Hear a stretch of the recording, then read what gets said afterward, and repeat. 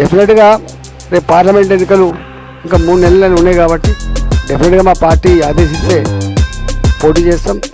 తప్పకుండా ప్రజల ఆశీర్వాదం దొరుకుతుందని ఆశిస్తాం.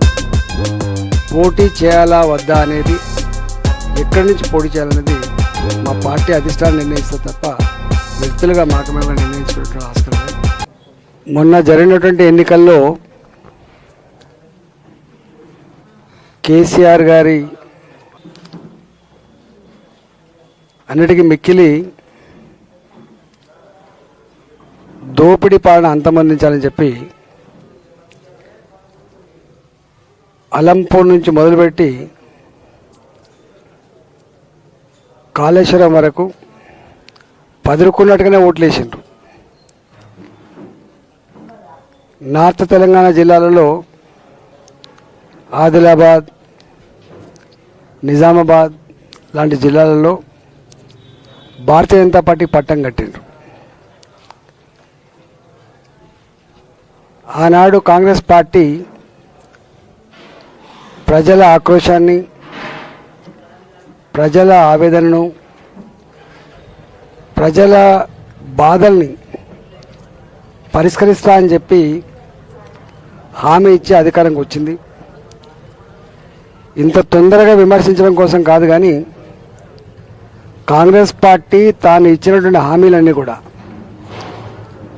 అమలు చేయాలని మాత్రమే కోరుకుంటున్నాం. రెండవ మాట ఏంటంటే, రేపు పార్లమెంట్ ఎన్నికలు జరగబోతూ ఉన్నాయి. పార్లమెంట్ ఎన్నికల సందర్భంగా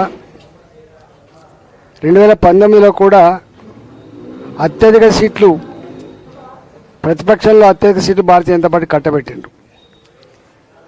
ఆనాడు కేవలం ఒకే సీటున్న భారతీయ జనతా పార్టీ 4 పార్లమెంటు సీట్లు గెలుచుకున్నది.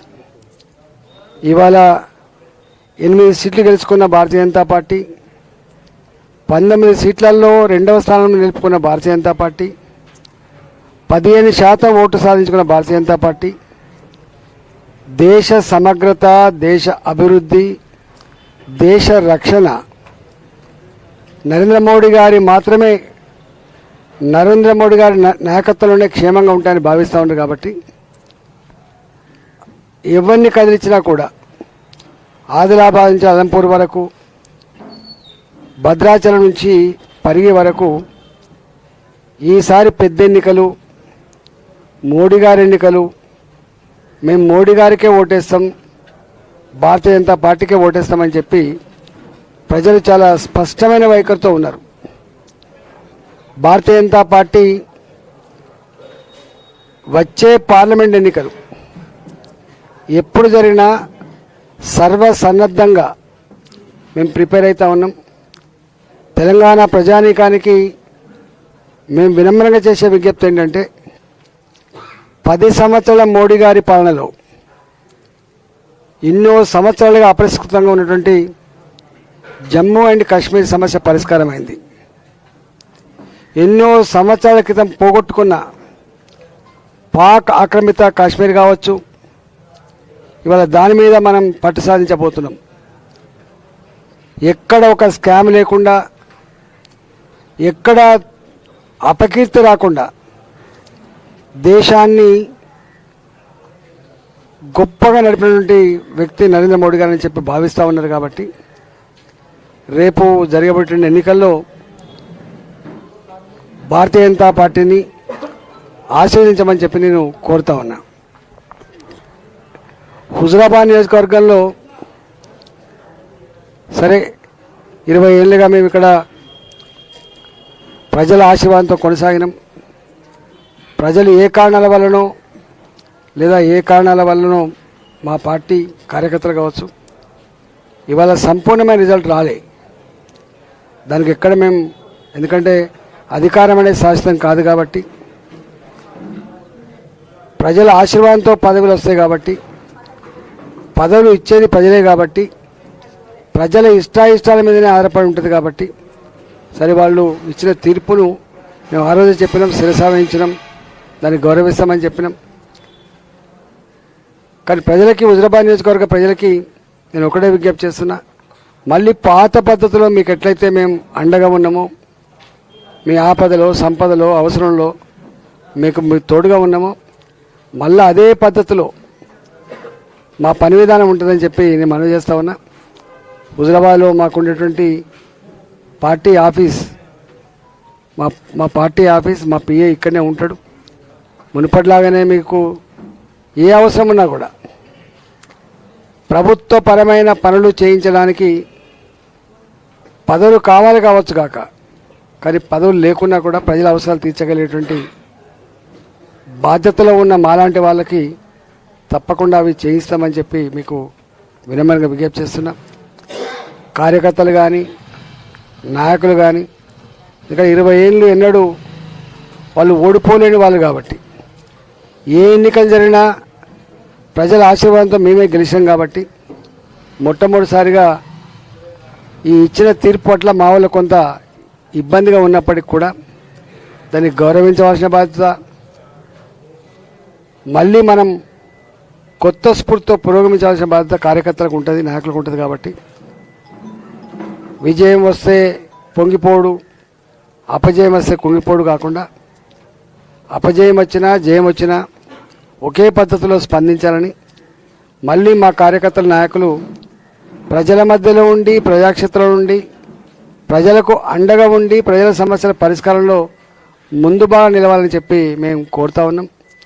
ఎక్కడ అన్యాయం జరిగినా, అక్రమాలు జరిగినా, దుర్మార్గాలు జరిగినా ప్రజల పక్షాన నిలబడి మీతో పోరాడతామని చెప్పి ఈ సందర్భంగా మీకు హామీ ఇస్తూ ఉన్నాం.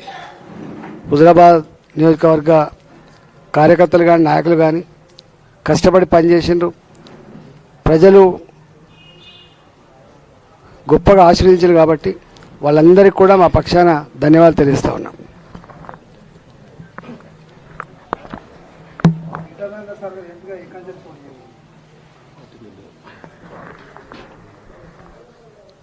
పోటీ చేయాలా వద్దా అనేది, ఎక్కడి నుంచి పోటీ చేయాలనేది మా పార్టీ అధిష్టానం నిర్ణయిస్తే తప్ప వ్యక్తులుగా మాకు మేముగా నిర్ణయించుకునేటువంటి ఆస్కారం లేదు.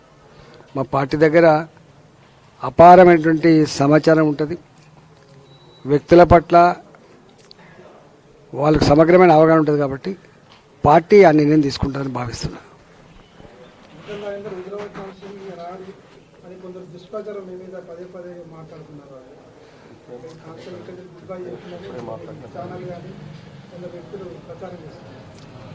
యాక్చువల్గా ఉప ఎన్నికల్లో గెలిచిన తర్వాత ఒక చారిత్రాత్మకమైన తీర్పు హుజరాబాద్ ప్రజలు ఇచ్చిన తర్వాత ఈ నియోజకవర్గం మీద పగబట్టిండు కేసీఆర్.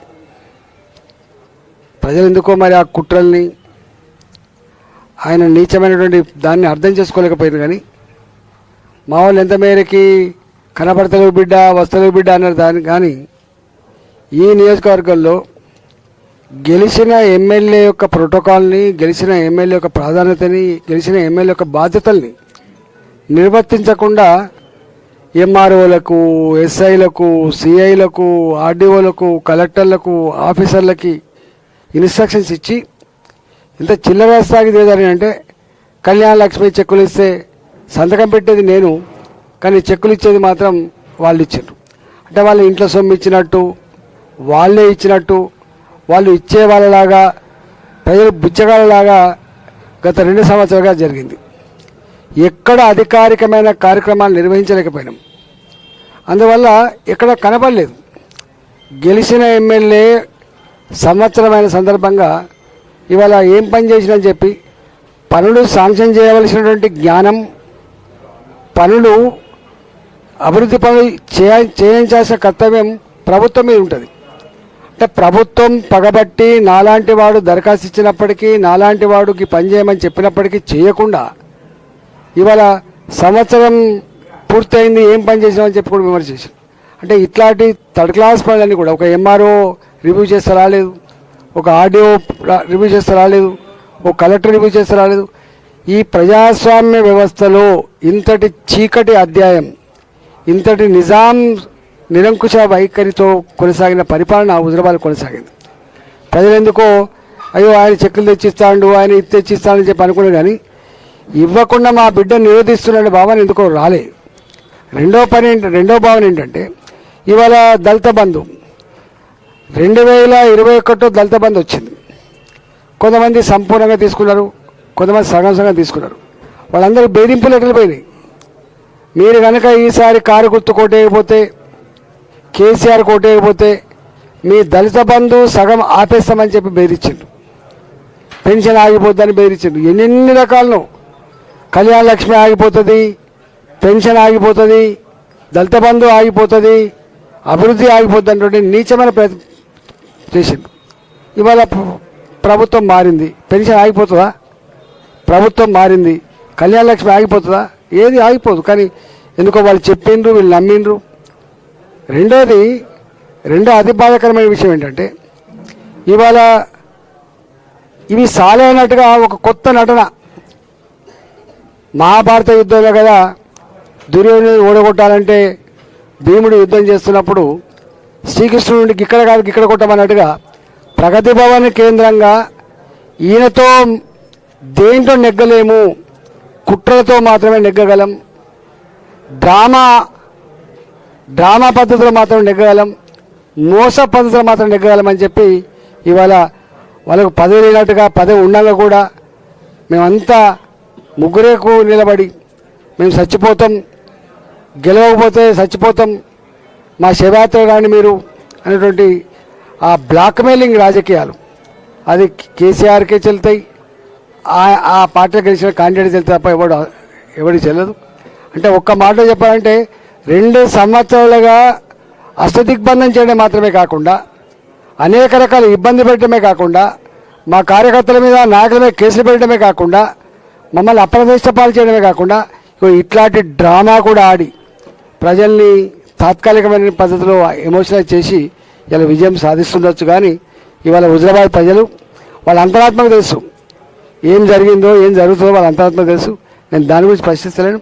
ఇవాళ డెఫినెట్గా రేపు పార్లమెంట్ ఎన్నికలు ఇంకా 3 నెలలు ఉన్నాయి కాబట్టి డెఫినెట్గా మా పార్టీ ఆదేశిస్తే పోటీ చేస్తాం. తప్పకుండా ప్రజలు